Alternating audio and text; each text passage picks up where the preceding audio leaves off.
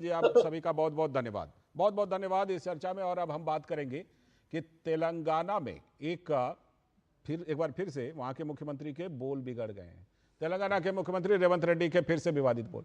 तेलंगाना के मुख्यमंत्री रेवंत रेड्डी वैसे तो अक्सर अपने विवादित बयानों को लेकर सुर्खियों में रहते हैं। पिछले दिनों विधानसभा में पूर्व मुख्यमंत्री केसीआर के सवाल पर रेड्डी ऐसे भड़के कि उन्होंने बीआरएस के नेता को जीभ काटने तक की धमकी दे डाली। विधानसभा में बहस के बीच सत्ता पक्ष और विपक्ष में इस तरह के संवाद को लेकर लोकतंत्र में अचंभित ही हुआ जा सकता है। रेवंत रेड्डी ने कहा कि सरकार किसानों के साथ खड़ी रहती है। फिर उन्होंने स्वर और ऊंचा किया। उन्होंने कहा कि कोई सरकार की निष्ठा पर सवाल ना उठाए, आलोचना करो, सवाल पूछो, बहस करो, लेकिन राज्य की भक्ति पर चोट मत करो। फिर उन्होंने दोहराया कि वो जीभ काट देंगे। उन्होंने कहा कि लोग इस चेतावनी को याद रखें। तो बीजेपी ने कहा कि मुख्यमंत्री रेवंत रेड्डी बार बार मर्यादा तोड़ते रहते हैं, वो लोकतांत्रिक मर्यादा की सीमा लांघते हैं। पार्टी ने कांग्रेस पर भी वार किया। उन्होंने कहा कि कांग्रेस अहंकार दिखाती है, इसीलिए वह लोकतांत्रिक संस्थाओं का सम्मान नहीं करती। बीआरएस नेता दासोजू श्रवण कुमार ने रेवंत रेड्डी पर तीखा प्रहार किया। उन्होंने राहुल गांधी से हस्तक्षेप की भी अपील की। उन्होंने पूछा कि कांग्रेस ने तेलंगाना को कैसा मुख्यमंत्री दे दिया, सदन अब मजाक बन रहा है। उन्होंने मुख्यमंत्री को अहंकारी कहा। तेलंगाना कांग्रेस का मानना है कि आलोचक पहले खुद को देखें। विपक्ष भी अपमानजनक शब्द बोलता है, इसलिए वो नैतिकता का पाठ ना पढ़ाए। लेकिन सवाल यह भी है कि रेवंत रेड्डी कभी हिंदू धर्म का मजाक उड़ाते हुए कहते हैं कि शराबियों के भी देवता होते हैं। कभी मुस्लिम समुदाय के बीच कांग्रेस का मतलब मुसलमान और मुसलमान का मतलब कांग्रेस समझाते हैं। तो बीआरएस के नेता और विधायक हरीश राव ने विधानसभा स्पीकर पर भी आरोप लगाया। स्पीकर साफ तौर पर कह रहे हैं कि हम मुख्यमंत्री की आलोचना नहीं कर सकते। उन्होंने ऑन रिकॉर्ड कहा है कि अगर हमने मुख्यमंत्री पर चर्चा की तो माइक काट देंगे।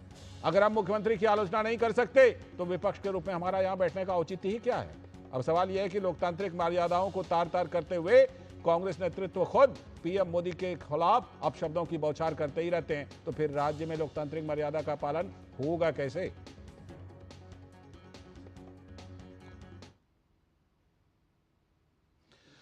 सीधे चलते हैं अपने संवाददाता के पास। इस मामले पर जानकारी लेने के लिए हमारे संवाददाता जुड़ रहे हैं। हमारे संवाददाता जुड़ चुकी हैं।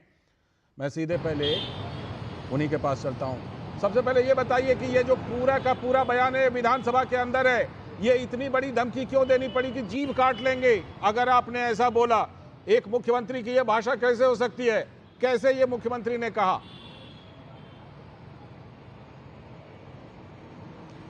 जी दरअसल अगर हम बात करें रेवंत रेड्डी के हाल के जो बयान है उसमें ज्यादा चर्चा जो है उनकी जो आपत्तिजनक टिप्पणियां रही हैं या फिर अभद्र भाषा जो है उसको लेकर बहुत ज्यादा सुर्खियां बटोरते रहे। और शनिवार को भी जब सिंचाई को लेकर जो प्रोजेक्ट्स हैं जो केसीआर के काल में की गई थी और किस तरीके से गलतियां और खामियां जो है उनको गिनाते हुए रेवंत रेड्डी ने ये चुनौती दे दी कि केसीआर जिस तरीके का भाषा इस्तेमाल करते हैं अगर उसी तरीके के लहजे में वो भी उतरे तो पहले तो उन्होंने कहा कि अनपार्लियामेंट्री हो जाएगा और उसके कुछ ही देर बाद उन्होंने कहा कि अगर अनपार्लियामेंट्री वर्ड्स का अगर मैं इस्तेमाल भी कर रहा हूं तभी भी उसके बावजूद मैं इसका इस्तेमाल इसलिए करना चाहूंगा ताकि जनता तक मेरी आवाज पहुंचे, जनता तक जो है अपनी बात रख सकूं। तो ये कहीं ना कहीं साफ तौर पर ये समझा जा सकता है कि रेवंत रेड्डी चाहते थे कि वो इस तरीके की भाषा का उपयोग करें और इसीलिए उन्होंने किया।